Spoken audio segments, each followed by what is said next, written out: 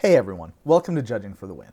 I'm Dave, and this is my daily ruling. Today, I'm discussing a topic that people have been begging for ever since it was announced, the changes in how combat damage works. Ready? Let's get started.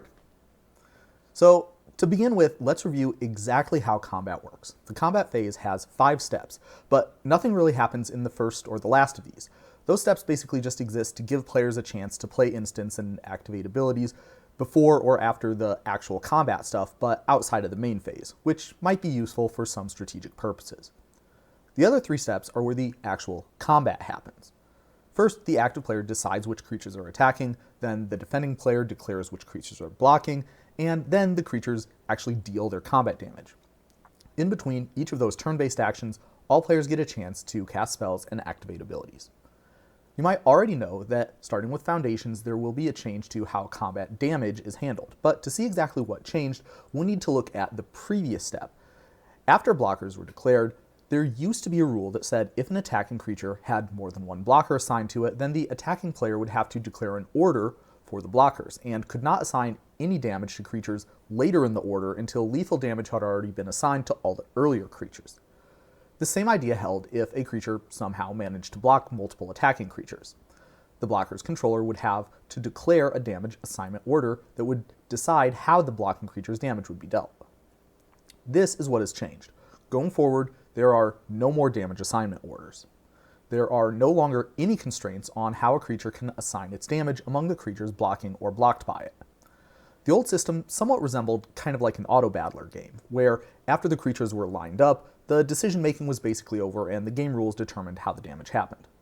Now the decision-making process has kind of shifted back to the combat damage step, and players have more freedom in what they can assign the damage to. So let's take a concrete example. We'll say that Amy attacks with a 4-4 and Nick blocks with a 2-2 and a 3-3. Amy could assign 2 damage to each creature, or 3 damage to one creature and 1 to the other. Heck, she could even assign all 4 damage to just one blocker and no damage to the other. In any case, Nick's 2 blockers would still deal all of their damage, 5 in total, to Amy's attacker. This example brings up a point that some people may have been wondering about. When you're casting a spell, or resolving one, that divides damage up among some number of creatures, there's a rule that says each creature must receive at least 1 damage. That rule does not exist when dividing a creature's combat damage. If your creature gets double blocked, it's perfectly possible to put all of the damage on one blocker and 0 damage on the other. Now, let's take a look at what would happen if we introduce a combat trick into the mix. We'll use the same setup as before. Amy attacks with a 4-4, Nick blocks with a 2-2 and a 3-3. Normally you would expect the result of this combat to be that Amy's 4-4 and Nick's 3-3 would both die, but his 2-2 would get to live. But what if Nick has a giant growth, which can give one of his creatures +3/+3? Using the old combat system, Nick could play that giant growth on whichever creature Amy said would be dealing damage to first, and in that case she would not have enough damage to kill that creature, meaning that both of Nick's blockers would live. Now, that's kind of dumb if you really think about it. I mean, if I was in a fight against 2 opponents and one of them magically got really buff, I think I'd be smart enough to change my mind and start attacking the other dude. Well, that is exactly how it works now. Amy attacks with a 4-4, then Nick blocks with his 2 creatures, then, before combat damage happens, Nick has a chance to cast spells. This is the last opportunity to do so before the combat damage actually happens. So Nick has to choose one of his creatures to cast Giant Growth on without knowing which one Amy was planning to deal her damage to. Now, in this case, it's pretty obvious that Amy would want to kill the 3-3, but you can see how this might change if we were dealing with something a little bit more complicated than just vanilla creatures. For now, we'll say that Nick probably wants to make sure that his 3-3 lives, so he'll use the Giant Growth on that. Amy now has a 4-4 that's being blocked by a 2-2 and a 6-6. The logical choice would be for her to put 2 damage on the 2-2 and the other 2 damage on the 6-6. This probably results in her killing a different creature than what she originally planned after Nick declared his blockers, but that's okay. With the new combat damage rules, that's a thing that can happen. It would also be legal for Amy to put all 4 damage on the 2-2 just to make sure it's really dead, but this isn't necessary. There's no opportunity to cast spells in between when the damage gets assigned and when it actually gets dealt, meaning that Amy only needs to assign 2 damage to Nick's 2-2 to guarantee it dies, even if Nick has another pump spell. Here's another example of a thing that can happen now. Maybe Amy attacks with her 4-4 and Nick blocks with 2 3-3s. The obvious decision for Amy would be to assign 3 damage to one of them and 1 damage to the other. But Amy makes the bold decision to deal 2 damage to each blocker. Why would she do this? Because she's holding a Blazing Volley to deal that last point of damage to each of them. This play would also be impossible if Amy had to order the blockers and lethally damage one before she could start assigning damage to the next. But with the current combat damage system, this play works out exactly the way Amy wants. Let's say Amy does not have a Blazing Volley, but there was a Furnace of Wrath in play. This is another reason why she might favor dealing 2 damage to each blocker rather than 3 in 1. When the Furnace of Wrath doubles the damage, each blocker will die, as opposed to one of them taking 6 total and the other only taking 2. This play would also not be possible if Amy had to follow a damage assignment order, because when checking for lethal damage, the game does not take into account any replacement or prevention effects that might modify the amount of damage that actually gets dealt. In contrast to the previous examples, here's a couple of scenarios where things haven't changed at all. Let's say that Amy attacks with a 5/5 creature that has Trample, and Nick blocks with 2 2/2s. Even though Amy can assign combat damage freely between the creatures that are blocking, Trample still works the same way in that you need to assign lethal damage to all the blockers before you can start assigning any to the defending player or planeswalker. Another thing that hasn't changed at all is deathtouch. Any amount of damage from a source with deathtouch counts as lethal damage. Therefore, if Amy's Trample creature from the previous example also had deathtouch, she could assign 1 damage to each blocker and the remaining 3 to Nick. Okay, now that we've gone through exactly how everything works, let's cool down with some challenge questions to test your understanding. First up, Amy attacks with a 5/5 and Nick blocks with a 2/2 and a 3/3. Then Nick plays a Karam to redirect 1 damage from his 3/3 towards Amy's 1/1. Can Amy save her creature? And the answer is yes. Amy just needs to deal all 5 damage from her attacker onto Nick's 2/2.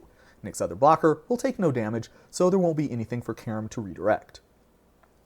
Okay, what about this? Same question, except this time Amy's attacker is a 7/7 Trampler. In this case, Amy can make exactly the same play, dealing all 7 damage to Nick's 2/2 to save her creature. Unlike the previous question, her other options are a little bit more interesting. For example, if Amy wanted to trample over to Nick, she could do that. But remember, with Trample, you need to assign lethal damage to all the blockers before you can put any on the defending player. Therefore, Amy might deal 2 damage to Nick's 2/2 and assign 3 to his 3/3 and assign the remaining 2 to Nick. This maximizes the damage that Nick takes, except this way doesn't save Amy's 1/1. It's legal to do this because when the game is calculating whether something has been lethally damaged, it does not take into account any prevention or replacement effects that will change how much the damage is actually getting dealt. If Amy wanted to kill both blockers, she could still do that. She would just have to assign 4 damage to Nick's 3/3 so that it would still be taking lethal damage even after one of it got redirected. Of course, if Amy assigns some of her excess damage to Nick's blockers, that will take away from how much she can assign to Nick himself. Okay, next we'll say that Amy attacks with a 7/7 lifelink creature. Nick blocks with a 3/3 and a 2/2, and the 2/2 has protection from creatures. How much life does Amy gain? And the answer is she gets to choose. Amy can deal all 7 of the damage to Nick's 3/3, which would result in her gaining 7 life. Or she could assign all 7 damage to the 2/2, in which case the damage would all be prevented because that's one of the things protection does. Since no damage got dealt in that case, Amy gains 0 life. Any other division between those 2 creatures is also legal, meaning that Amy could potentially be gaining any amount of life from 0 to 7. And now, the most important question, not just involving this change, but just in general. When I think about how the combat damage changes will affect the Magic landscape, this one really stands at the forefront, and that is, how does it play with banding? So let's say that Amy attacks with a Noble Elephant and bans it with a 5/5. Then Nick blocks this band with a 4/4. What happens? Well, first of all, if you somehow didn't know how bands work, when a creature blocks one member of a band, that creature counts as blocking every creature in that band. So Nick's 4/4 is blocking both of Amy's attackers. Check out my video on how banding works if you need to brush up on any other details. We'll recall that any split of the 4 damage between Amy's Noble Elephant and her 5/5 would be legal. And now we come to the important thing that banding does, which is that since Nick's creature is blocking Amy's attacking band, Amy, not Nick, is the one who decides how this damage gets split. If Nick got to make the decision, he would probably put 2 on the Noble Elephant and the other 2 on the 5/5. But Amy will probably opt instead to have all 4 damage go to her 5/5 so that both her creatures will live. This is one of the great triumphs of this rule change because it syncs up how banding works in attacking and blocking with how combat works normally with no bands. Where banding was involved, damage assignment orders were always ignored, meaning that it was somewhat confusing to explain how this mechanic worked. Now it's much simpler. If you are blocking or blocked by a band, the banding player gets to decide how your creature deals its combat damage. Simple. Now, since Noble Elephant also has Trample, we should at least talk a little bit about how that factors into the equation. Amy has no choice in how her vanilla 5/5 deals its damage. She must put all 5 of it on Nick's blocker. When considering whether lethal damage has been assigned, the game does check to see if any damage from other sources is getting dealt at the same time. Since this is the case, Amy is free to assign both damage from her Noble Elephant directly to Nick, since her other creature is already assigning lethal damage to this blocker. And with that, hopefully you'll have everything you need to confidently navigate combat damage. If you have any other questions, be sure to ask in the comments or in the Judging for the Win Discord, and I'll be sure to answer as many as I can. But that's all I have for you today. How did you do? Join me again next time for another daily ruling. Until then, I hope you have a great day.